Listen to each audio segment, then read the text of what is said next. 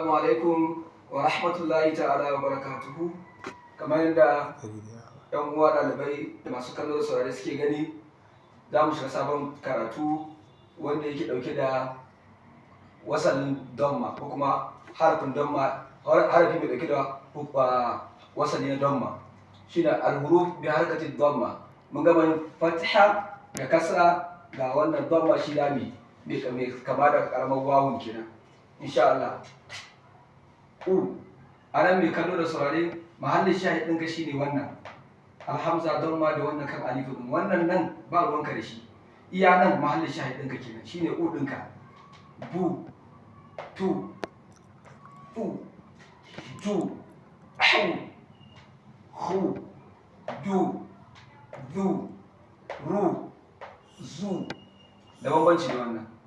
Su, shu, su, du, zu.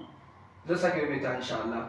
Ka manta da sunan karatun da muke yau, huruf bi harkatin damma, ma'ana harafi mai dauke da hukuncin damma, ma'ana za ka karanta harafi wanda yake dauke da damma. Shi ne misali u, bu, tu, fu, ju, hu, du, ru, zu.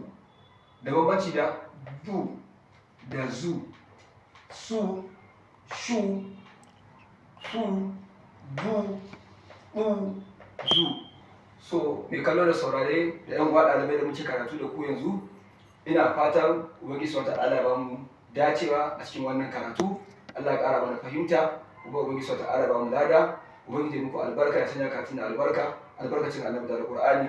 Allah ya bamu dace a cikin wannan watan Ramadana. Wassalamu alaikum wa rahmatullahi ta'ala wa barakatuh.